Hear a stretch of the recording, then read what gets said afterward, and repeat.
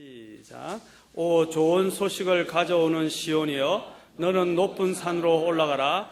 오 좋은 소식을 가져오는 예루살렘이여, 힘써 내 소리를 높이라. 두려워하지 말고 소리를 높여 유다의 도시들에게 이르기를 너희 하나님을 보라 하라.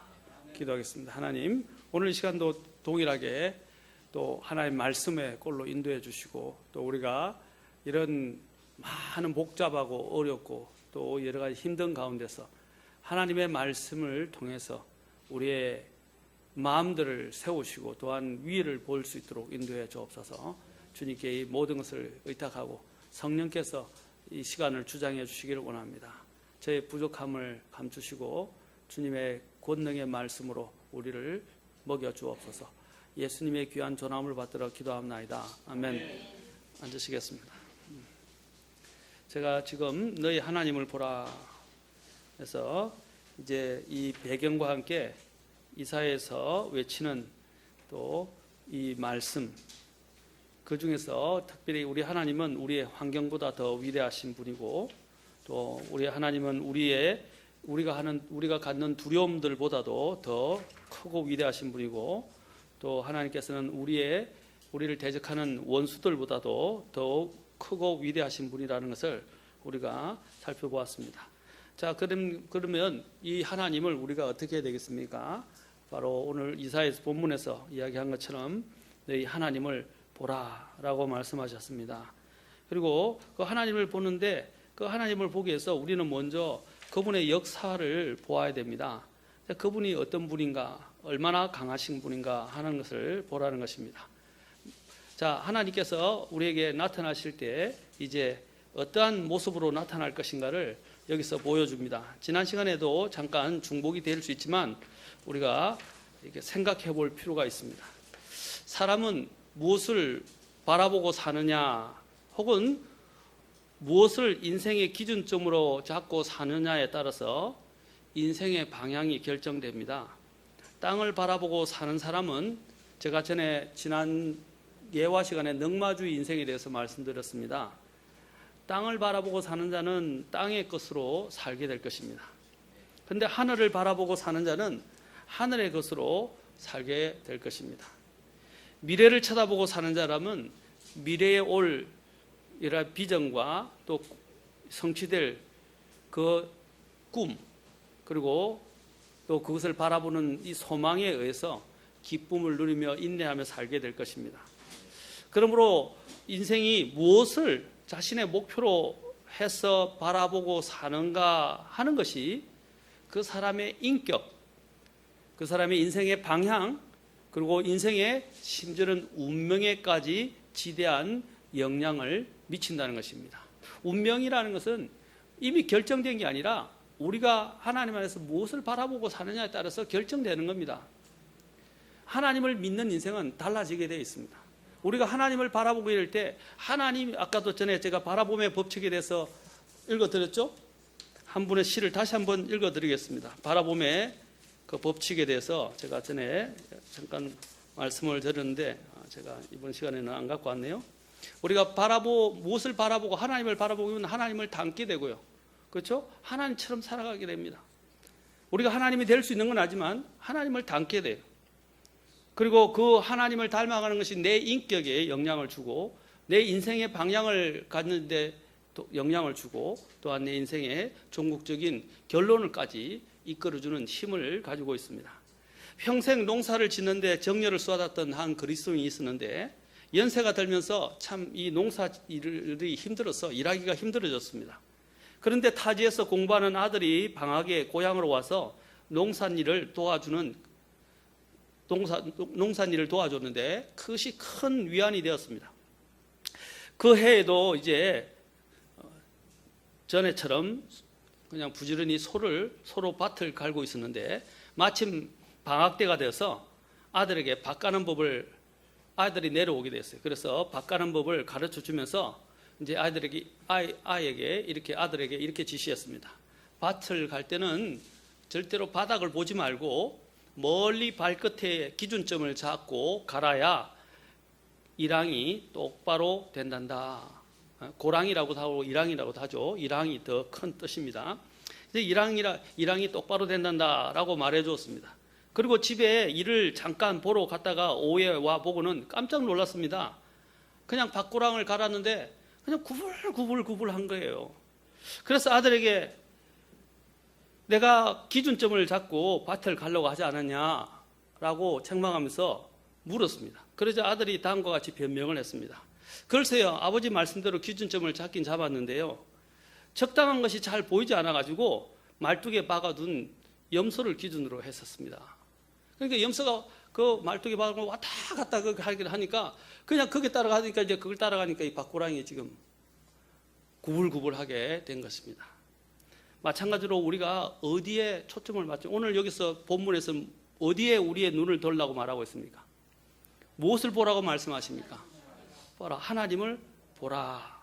너희 하나님을 보라. 지난 시간에 이 하나님이 얼마나 강하신지에 대해서 보았죠? 민족들을 한 통에 물 한 방울에, 그렇죠? 물통 속에 있는 한 통 속에 있는 물 한 방울도 안 된다고 그랬어요. 그리고 먼지와 같고, 그렇죠? 먼지보다 더 못한, 그냥 아무것도 없는, 그렇죠? 아무것도 없는 것보다 더 못하다라고 주님께서 말씀하신 그 정도로 강한 분이시며 창조주 하나님이라고 하는 것을 우리가 지난 시간에 살펴보았습니다. 우리가 하나님이 어떤 분인가를 알고 하나님을 바라보아야 합니다. 그래서 누가복음 마지막 날에도 주님이 뭐라고 했습니까? 환경들이 변하게 됩니다. 변하는 환경들이 변하게 돼요. 자, 누가복음 21장 25절부터 28절까지 봅시다. 어떻게 마지막 날 때는 환경이 변하게 됩니까? 이제 하나님의 징계와 심판이 이제 이 땅에 찾아오게 될 것입니다. 자, 그때 주님께서 마지막 날들에 대해서 이렇게 말씀하셨습니다. 또 해와 누가복음 21장 25절부터 28절까지입니다. 또 해와 달과 별들에는 표적들이 있고 땅에는 민족들의 고난과 혼란이 있으며 바다와 파도가 울부짖으리라. 온 자연적으로 재해가 일어나고 심지어는 해와 달, 별들까지도 있으면서 뭐라 했어요? 혼란이 가중된다고 말하고 있고요. 바다와 파도가 울부짖는다는 게 뭡니까? 이제 해일이 일어나고, 그렇죠? 쓰나미가 몰아치고 이제 폭풍우가 일고 막 정신없이 전부 아마 혼란 속에 빠지게 될 것입니다. 자, 땅에 임하는 그 일들을 내다보는 것으로 인해서 보십시오. 두려움으로 인해 사람들의 마음이 그들을 기진하게 하리니 이는 하늘의 권능들이 흔들릴 것이기 때문이라. 그때에 사람의 아들이 권능과 큰 영광을 가지고 구름 가운데서 오는 것을 그들이 보리라. 이런 일들이 일어나기 시작하거든 위를 보고 너희 머리를 들라. 너희의 구속이 가까이 오고 있느니라. 자, 전에도 제가 얘기했지만 나의 도움이 어디서 오는가라는 제가 제목으로 수요일 날 설교한 것이 기억납니다. 여러분도 기억하시죠? 그러면서 주님이 어디서 온다고 그랬어요? 내 눈을 어디를 보라? 산들인데 어떤 산들이 있어요? 주님이, 그렇죠? 하나님이 오시는 그 곳, 그 산들을 향해서 눈을 들라고 했어요. 왜냐하면 내 도움이 거기서 나오기 때문이라고 그랬어요. 여기서도 오늘 뭐라고 했어요? 이런 일들이 일어나기 시작하거든 뭐라고 했어요? 환경을 바라보고 일어나는 일들에 의해서 좌지우지되고 흔들리고 혼란 가운데 빠지지 말고 이런 일일 때 인자가 올 것인데 그 인자가 오는, 그렇죠? 그 하늘로 위를 보고 머리를 들라라고 말하고 있습니다. 우리의 눈을 들어서 하나님을 봐야 돼요. 사방팔방이 우기싸움을 당하고 사방팔방이 정말로 진퇴양난보다 더한 이런 여러 가지 어려움에 여러 개 처했을 때 진퇴단난이라고 할 수 있죠. 그렇죠? 아무것도 보이지 않을 때 우리가 해야 할 일은 무엇입니까? 고개를 들고 주님을 바라보는 것입니다. 그리고 주님께 기도하는 것입니다. 주님께 매달리는 것입니다. 주님을 바라보고 의지하는 것입니다. 히브리서 12장 1절과 2절에서도 우리에게 동일하게 말씀하십니다. 우리를 둘러싸고 이제 보면 정인들이 이렇게 큰 구름을 이루며 또한 우리를 둘러싸고 있으니 모든 무거운 것, 너무 쉽게 우리를 얽어매는 죄를 우리가 떨쳐버리고 인내로 우리 앞에 놓인 경주를 달리면서 어떻게 하라고 했어요? 목표를 우리의 믿음의 창시자요 완성자이신 예수님을 바라보자 그랬어요. 그 예수님을 바라보고 부르심의 상을 바라보면서 가야 됩니다. 오늘 우리 아이들 뭐 운동회도 했다고 들었는데, 운동회 할 때, 달리기 할 때 뭘 보고 갑니까? 그렇죠. 결승점을 보고 달립니다. 결승점 안 보면요, 어디로 가는지 몰라요. 달려오는 옆에 친구를 본다든지 또 다른 걸 주변을 기웃거리고 사람들, 응원하는 사람들 쳐다보면 가다가 놓쳐요. 넘어져요. 미끄러지고요. 잘. 결승점을 보고 달려야 돼요. 저도 어릴 때 육상 선수로 원래 가려고 그랬어요. 근데 공부 때문에 이제 육상 선수를 안 했는데, 그때 육상 관련 코치에게 전문적으로 트레이닝을 받았습니다. 초등학교 5학년인가 6학년인가. 왜냐하면 그 길로 가라고 그래가지고. 그래서 트레이닝을 받으면서 이 피칭이라고 그래요. 피칭하는 연습도 굉장히 많이 했고요. 여러분 알고 있죠. 구름 사다리 붙잡고 피칭 연습을 하고, 달리는 이 자세 연습하고 교정하고, 또 계주를 하게 돼 이 바톤을 어떻게 서로 바톤을 서로 주고받는 것이 가장 효과적인 건지, 그 모든 하나하나 디테일한 것까지 다 이렇게 배우기 시작했어요. 그런데 가장 중요한 게 뭐냐면, 달릴 때 절대로 옆을 보거나 뒤를 보지 말라는 거예요. 결승점을 향해서 보라는 것입니다. 마찬가지입니다. 오늘 여기서 뭐라고 했어요? 믿음의 창시자요 완성자이신 예수님을 바라보자. 아까 주변의 환경이 막 변하고 막 많은 일들이 일어날 때 뭘 보라고 그랬어요?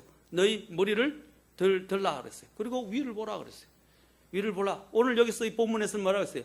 너희 하나님을 보라. 여러분, 구약에서, 다음에 제가 또 요한복음을 가지고 말씀을 전하겠지만, 구약에서는 뭐라고 되어 있습니까? 너희 하나님을 보라 그럽니다.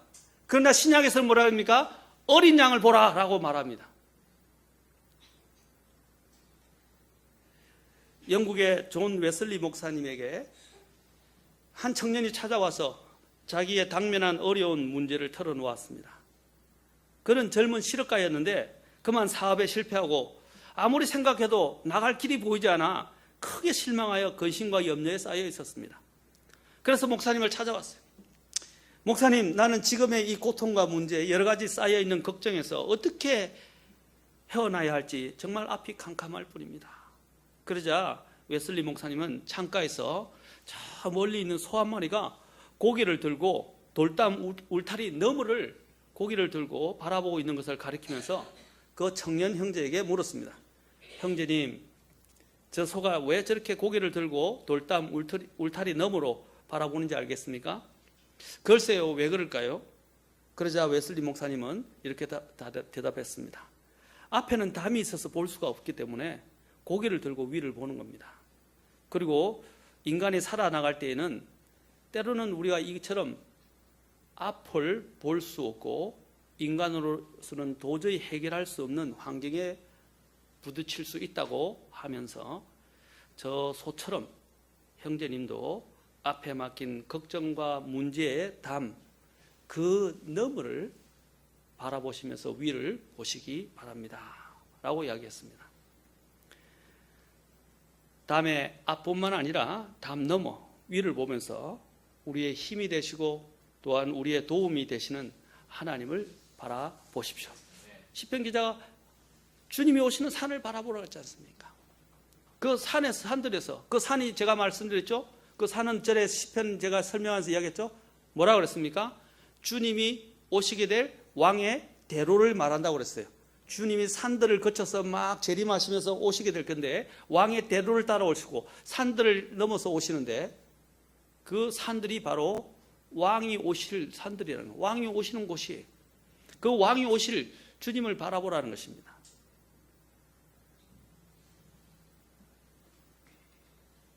저와 여러분은 무엇을 바라보며 사십니까? 오늘 본문에서 분명히 이사야 대언자는 너희 하나님을 보라 라고 말씀하십니다. 그리고 그 하나님이 얼마나 강하신 분이고 놀라우신 분인지를 지금 묘사하고 있습니다. 더 나아가 그 하나님께서 누구를 통해 나타나시는가를 보라고 말씀하십니다. 그래서 이사야서 40장 30절과 31절에서 그가 결론적으로 이렇게 결론을 내지 않습니까? 심지어 소년들도 기진하고 피곤하며 청년들도 완전히 쓰러지되 오직 주를 우러러 바라는 자들은 자기 힘을 회복하리니. 주를 우러러 바라는 자들은 자기 힘을 회복하리니. 그들은 독수리같이 날개치며 올라갈 것이요 달려가도 피곤하지 아니하고 걸어가도 기진하지 아니하리로다. 하나님께서 오실 때 어떻게 오신다고 그랬어요? 아까 강한 산으로, 강한 손으로 오신다고 그랬어요. 강한 손. 우리가 그 강한 손으로 오시는 부분에서 10절 상반절에서 나왔죠? 뒤에 아까 보라 주 하나님께서 강한 손과 더불어 임하실 것이요. 지난번에 제가 다 살펴보았습니다. 보라라는 말씀을 통해서. 그 다음에 뭐라고 그랬습니까? 두 번째, 그분의 팔이 그분을 위하여 다스리시리라. 주님이 다스리신다고 그랬어요. 주님이 강한 손으로 어떻게 역사하신지 봤죠? 창조주 하나님이세요. 그리고 그분이 이 세상을 통치하시는 분입니다. 그리고 또한 더 중요한 부분이 있어요. 10절 하반절을 보십시오. 그분이 어떻게 하신다고요? 그분의 보상이 그분께 있고 그분의 일이 그분 앞에 있도다. 그분이 오실 때는 보상을 가지고 오세요. 여러분이 주님을 위해서, 주님을 바라보면서 달려왔던 모든 것, 그 수고를 절대로 잊지 않습니다. 여러분이 주님을 위해서 희생한 것, 여러분이 주님을 위해서 포기한 것, 주님을 위해서 여러분이 내려놓았던 것, 자기를 꺾고 주님을 위해서 헌신했던 모든 것, 주님께서 다 기억하십니다. 보상하십니다. 그래서 주님이 재림과 관련해서 부활의 장에서 사도 바울이 그렇게 강조하면서 이야기하지 않습니까? 자, 이 이사야서를 지고 계시고 같이 가서 고린도 전서 15장 부활의 장에 가서 한번 보십시오. 사도 바울이 마지막에 뭐라고 끝냅니까? 두 가지 핵심적인 것을 가지고 이제 이야기합니다.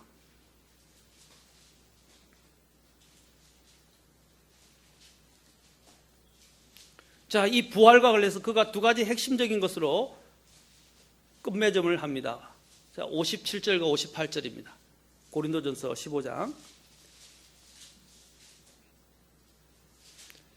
첫째는 무엇입니까? 그러나 우리 주 예수 그리스도를 통하여 우리에게 승리를 주시는 하나님께 감사하노라. 우리에게 뭘 주신다고요? 왜냐하면 이미 그분이 이기셨기 때문에. 우리는 이긴 싸움을 싸우는 거예요. 그분을 바라보면 이긴다는 거예요. 뭘 주신다고 그랬어요? 승리를. 우리가 그래서 뭘 하라고 했어요? 감사하라고 했어요. 감사하라는. 입만 열면 불평, 불만, 원망, 비난이 아니라 감사를 해요. 감사. 아침에 일어날 때 여러분 제일 먼저 뭐 하십니까? 아이고 힘들다 죽겠다. 아이고 우리 요즘 한나 가는 것처럼 죽겠다 되다. 한나가 계속 나오네. 아침에 일어나 힘들다 죽겠다 못 살겠다. 오늘 어떻게 살지 이렇게 생각하지 말고요. 오늘 눈을 뜨게 하고 오늘의 희망을 주신 주님, 그렇죠? 감사해야죠. 오늘도 이제 주님이 나에게 할 일을 주셨다는 것. 할 일도 주시지 않고 오늘 내 생명을 앗아가면 어떻게 돼요? 끝나는 거예요. 이제 더 이상 일할 수 없어요. 끝나는 거예요. 오늘도 하나님이 나에게 일할 수 있는 기회를 주셨어요. 저녁에도 나를 안전하게, 우리 애들하고 제가 이제 기도할 때는 제가 이제 같이 기도 못할 때도 있어요. 늦게 오거나 다른 일이 있거나 너무 몸이 안 좋아서 이제 힘들 때는 제가 먼저 잘 때도 있어요. 어떤 때는. 근데 대부분 이제 아이들하고 같이 기도할 때 항상 하나님 오늘 지켜주신 것, 하나님 오늘 함께 해주신 것 감사하고, 잘못했던 것에 대해서 잠깐 고백하고, 또 용서해 주신 것 감사하고, 항상 지켜주신 것 감사합니다. 항상 우리에게 누릴 것, 입을 것, 먹을 것, 마실 것 주신 것 감사하고, 안전하게 지켜주신 것 감사하고, 이렇게 하나님 앞에서 잘 수 있게 된 것 감사하고, 그렇죠? 또 유숙할 수 있는 것을 주신 것 감사합니다. 노숙하지 않는 것에 대해서 감사해야 되죠. 감사해야 돼요. 일어날 때도 힘들지만은 감사하십시오. 오늘도 하나님이 나에게 하루 일할 수 있도록 생명을 주시고 기운을 주셨다는 거예요. 여러분 아파서 눈을 뜨는데 도저히 가눌 수 없어 아프다고 생각해 보십시오. 얼마나 힘들어요. 근데 어느 날 건강하게 일어나서 움직일 수 있다는 거 감사하지 않습니까? 어떤 분은 직장이 너무 힘들다, 고달프다 이야기인데 지금 직장 없어서 직장을 못 찾아가지고 아르바이트 해도 돈도 안 되고, 그렇죠? 고생대로 하고 보상은 보상대로 못 받는 사람들도 얼마나 많아요. 맞습니까? 먹고 살 수 있다는 것 자체가 감사한 거예요. 힘들어도 감사하십시오. 두 번째로 뭐라고 그랬어요? 자, 58절 같이 읽겠습니다. 시작. 그러므로 내 사랑하는 형제들아, 너희는 굳게 서서 흔들리지 말고 항상 주의 일을 넘치게 하라. 너희 수고가 주 안에서 헛되지 않은 줄 너희가 아느니라. 보세요. 너희 수고가 주 안에서입니다. 주 안에서 한 너희 수고, 섬김, 희생, 내려놓은 것들, 여러분이 한 모든 헌신, 주 안에서 한 것 다 주님이 기억하십니다.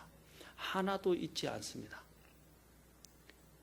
주님이 얼마나 우리가 죄 지었던 모든 것들을 주님은 자백할 때 다 기억하지 않고요, 우리가 주 안에서 주님을 위해서 주님의 이름으로 수고한 모든 것에 대해서는 주님이 다 기억하십니다. 그래서 뭐라 해요? 주 안에서 헛되지 않는다. 그러니까 어떻게 하라고? 굳게 서서 흔들리지 말고 항상 주의 일을 넘치게 하라. 오늘 여기서 주님이 뭘 갖고 온다고 그래서 이사야에서 아까 40장 10절에서 그분의 보상을 가지고 오신다고 그랬어요. 우리 자녀들이 막 힘들 때 아빠가 이렇게 선물 보따리를 들고 들어오고 뭐 치킨 하나 더 사들고 애들 좋아해요. 근데 좀 애들의 섭섭한 게 뭐냐면 치킨 보고 그 순간에만 기뻐하고 시간이 지나면 감사를 몰라요.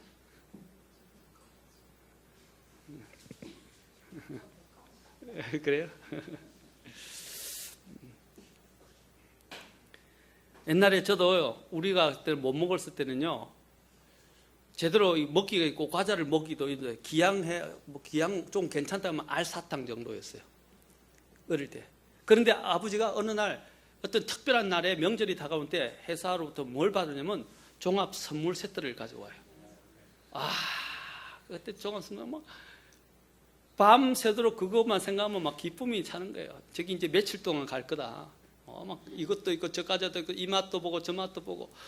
그때는 여러분이 요즘 과자 사는 거는 아무것도 아니에요. 그때는 진짜 그런 과자를 먹기가 힘들었어요. 비싸고 생각도 못했어요. 또 어느 날 너무 힘들고 많은데 갑자기 아빠가 통닭 냄새가 막 풍겨서 그 통닭 한 마리를 사와요. 그때 여러분 지금처럼 통닭 먹을 수 있는 때가 아닙니다. 1년에 한두 번 먹으면 많이 먹는 때예요. 그 통닭 사오면 얼마나 감사한지. 아빠가 전화해서 갖고 온다고 그러면 아버지가 전화해서 통닭 갖고 온다면 잠을 안 자고 계속 그것만 문만 바라보면서 기다리는 거예요. 그렇죠? 그런 기억이 나시죠? 저는 그런 기억이 생생해요. 하나님이 뭘 갖고 오신다고 그러셨어요? 보상을 갖고 오신다고 그래요. 우리 위해서 보상을 갖고 오신다고 그래요. 하나님을 믿으세요. 하나님 거짓말하지 않습니다. 여러분이 수고한 것, 지치고 힘들게 일해왔던 모든 것 다 아십니다. 제가 요즘 사무엘기를 읽는데 한나가 한나가 사무엘을 갖기 위해서 얼마나 가슴의 아픔을 괴로워서 하나님 앞에서 토로하고 그 괴로움을 뭐로 달랬냐면 하나님 앞에 기도를 했어요. 근데 기도를 했는데 너무 원래 기도할 때 입으로 이렇게 이야기를 하는데 입조차도 하지 않고 말을 토해내면서 기도를 해야 되는데 말로 토해내지 않고 뭐예요? 입으로 오물오물 하니까 그 엘리 제사장이 술 취해서 미쳤다고 생각했어요. 술 취했다고 생각했어요. 그래서 그이는 술 취한 게 너무 괴로우니까 이 입으로 발음까지 안 나올 정도로 괴로웠던 거예요. 그런데 하나님이 어떻게 하셨어요? 엘리 제사장을 와서 평안을 약속하고, 그렇죠? 내 딸아 평안하고 가라라고 이야기하는데 그것이 하나님이 주신 응답으로 생각하고 갔는데 아이를 가지게 됐어요.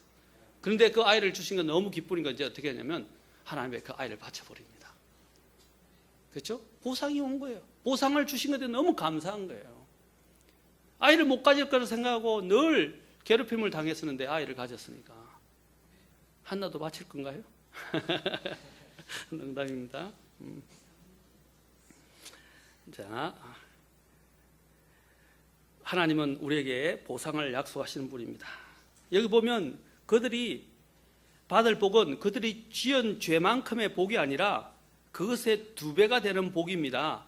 여러분 여기 이 해석에는 2가지가 이렇게 막 엇갈리지만은 제가 보기에는 그런 죄에 대한 값을 2배로 받는 게 아니고 보상이 주님께서 그 위로와 보상으로 2배를 주신다라고 보여집니다. 2절 보십시오. 2절에 보면 그녀가 자기의 모든 죄로 인하여 주의 손에서 뭐라고요?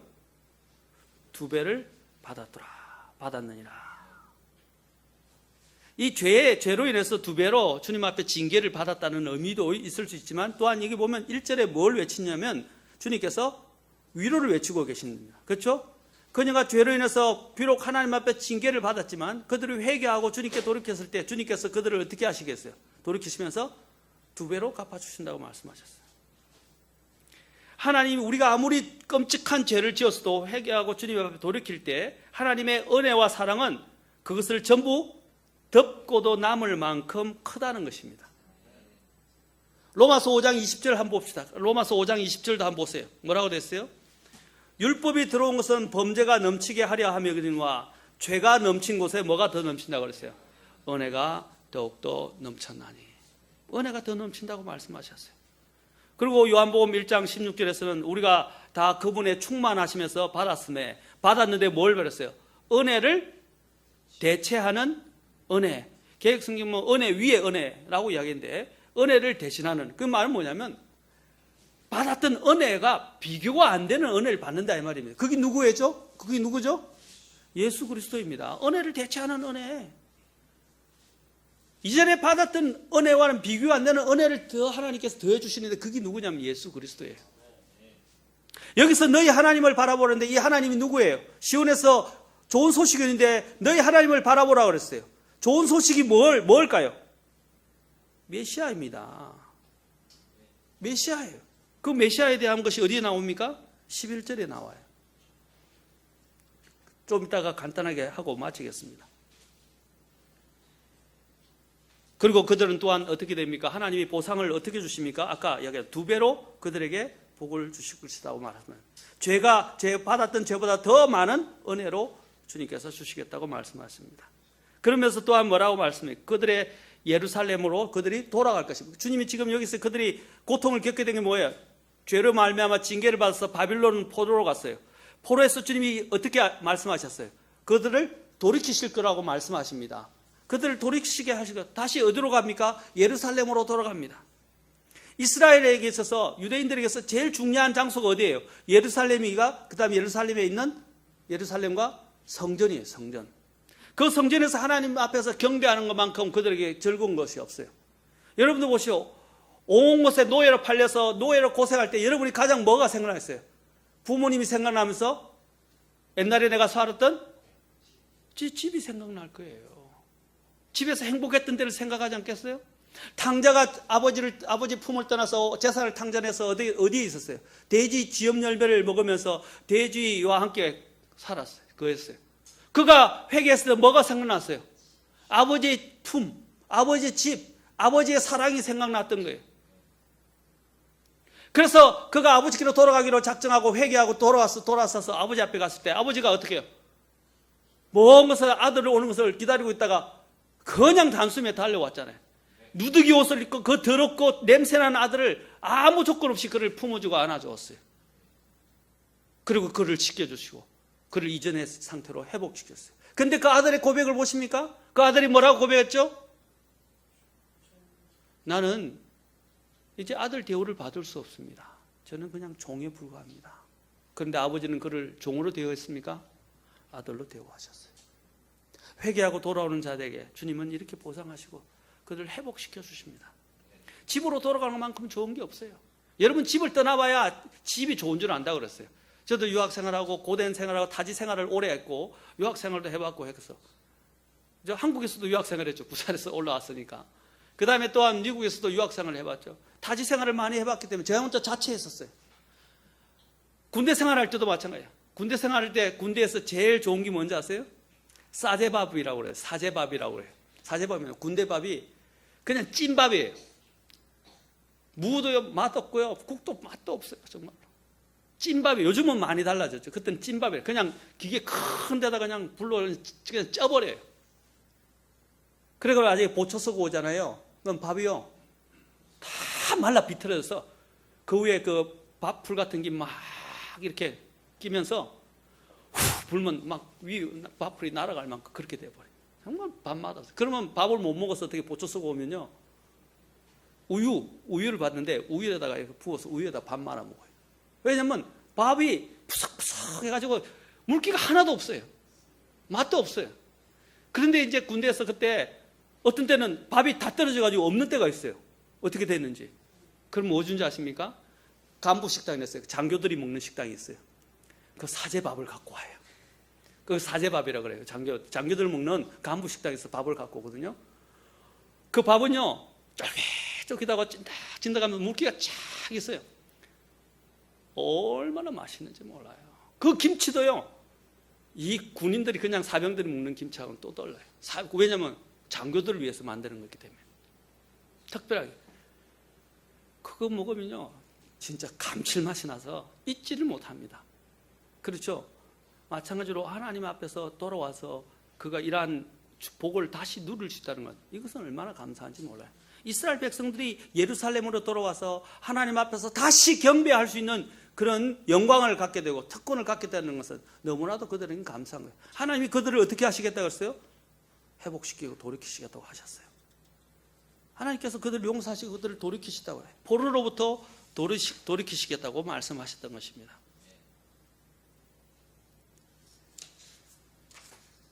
주님의 보상을 여러분 기대하십시오. 주님이 얼마만큼 큰 보상으로 갖고 올지 우리는 상상도 할 수 없습니다. 사도 바울이 구약을 인용하면서 말해요. 우리의 눈으로 보지도 못하였고 귀로도 듣지도 못하였으며 마음에 들어서 깨닫지도 못한 것이라고 그랬어요.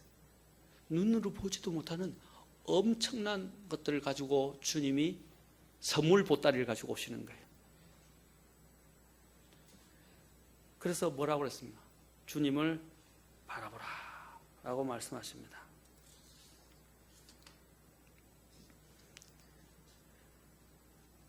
마지막으로 한 예화만 하고 바로 마치겠습니다. 시간상. 미국의 변호사이자 사학가 스패포드가 있었습니다. 이 스패포드는 시카고의 무디 교회에서 믿음 생활을 잘 해했던 사람이었습니다. 그런데 1871년에 유명합니다. 시카고 대화재가 일어나서 무디가 다니던 그 교도 다 타버리고요. 자신이 다니는 그 모든 사업장조차도 다 잿더미 위로 보냈습니다. 설상가상으로 그 해에 큰아이가 또 홍열로 죽었습니다. 그런데 아내 건강도 악화되기 시작했습니다. 그래서 스패포드는 영국으로 휴양 계획을 잡았습니다. 그래서 떠나기 직전에 갑자기 스패포드에게 큰 일이 생겨서 먼저 아내와 딸만 먼저 배를 타고 출항시켰습니다. 항해 일주일 뒤에 그들이 탄 프랑스 국적 빌드 아보르라는 배가 다른 배와 충돌 후에 침몰을 하고 말았습니다. 226명이 익사를 하고 47명만 구조를 받았습니다. 딸들은 다 죽고 아내 혼자 살았습니다. 이 엄청난 사고 소식을 접한 스패포드는 세상 모든 것이 끝난 것 같았고 상실감과 함께 감당하기 어려운 충격에 휩싸였습니다. 그때 그는 기도했습니다. 주여, 저는 사업이 무너진 것도 감당하기 어려운 상황인데 어찌하여 제게 견딜 수 없는 시련을 주십니까? 무슨 힘으로 다시 일어납니까? 저에게는 오직 주님밖에 없습니다.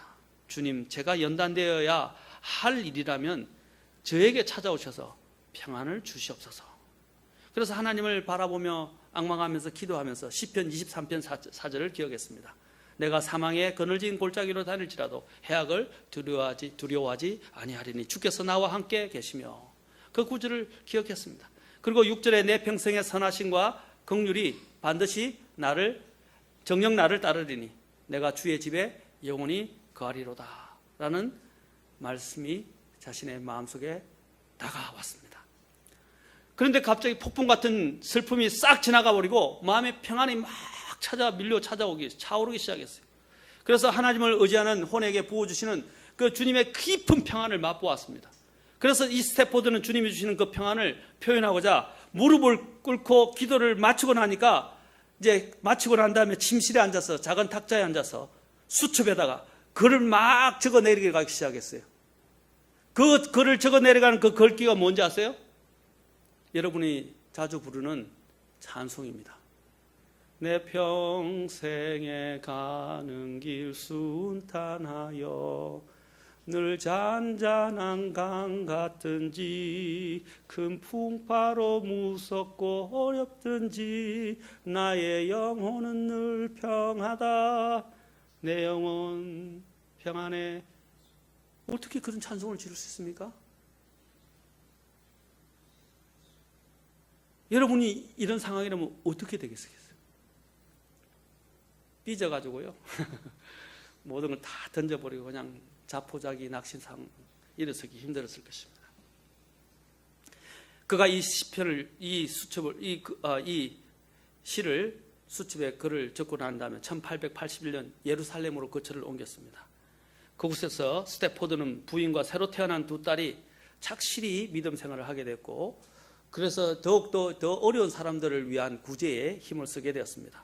그래서 예루살렘 구제 구호 단체에서 아메리칸 콜론이라는 것을 설립해서 이러한 구제 사역들 주님 안에서, 믿음 안에서 계속하면서 결국 노벨상을 받게 되었습니다. 이런 사면초가 진퇴의 양난의 난간에서 그가 무엇을 바라보았습니까?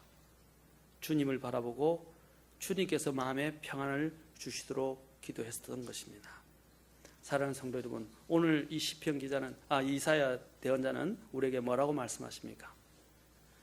이런 모든 암울한 환경에 처해 있었고 암울한 적들이 둘러싸고 있으며 두려움이 엄습하고 있었던 이 이스라엘 백성들에게 하나님께서는 하나님의 이 백성 유대인들에게 위로의 말씀을 가지고 옵니다. 9절에서 말씀합니다. 뭐라고 그랬어요?